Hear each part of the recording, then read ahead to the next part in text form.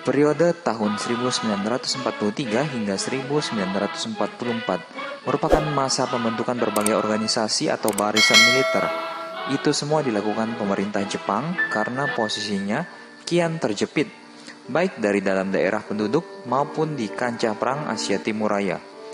Pemerintah militer Jepang menginginkan adanya tenaga cadangan yang dapat digerakkan dengan cepat dan mobilitas yang tinggi. Jika keadaan memerlukan, cadangan polisi ini dapat berperan sebagai tenaga tempur.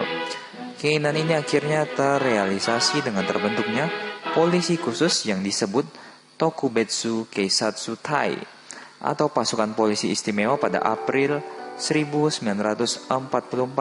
Inilah yang merupakan cikal bakal berdirinya BRIMOB di Indonesia. Anggotanya terdiri dari para polisi muda serta pemuda polisi. Tokubetsu didirikan di setiap keresidenan seluruh Jawa hingga Madura dengan fasilitas persenjataan lebih lengkap dari polisi pada umumnya.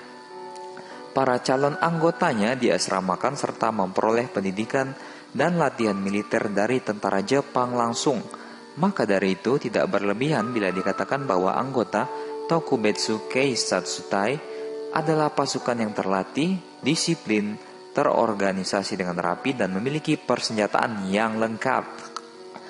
Di setiap keresidenan wilayah Jawa Madura pada akhir tahun 1944 telah dibentuk pasukan khusus ini dengan kekuatan satu kompi yang beranggotakan 60 hingga 200 orang. Tergantung pada situasi wilayah kompi tersebut di bawah kekuasaan polisi keresidenan.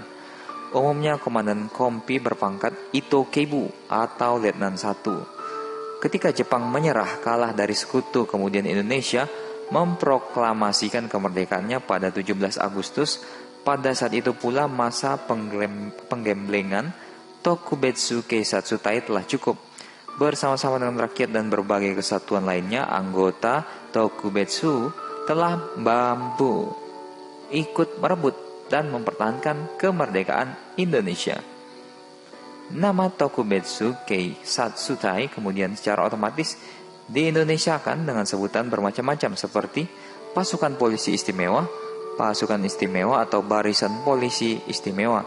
Sebutan yang bermacam-macam ini kelak akan disatukan dengan sebutan Mobile Brigade dan kemudian menjadi Brigade Mobile atau BRIMOB seperti yang kita kenal sekarang ini.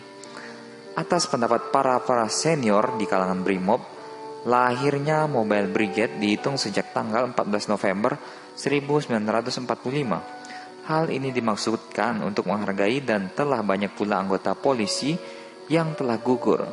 Setelah pembentukan Mobrig tanggal 14 November, di setiap keresidenan dibentuk Mobil Brigade Kepresidenan atau MBK. MBK berkekuatan satu kompi.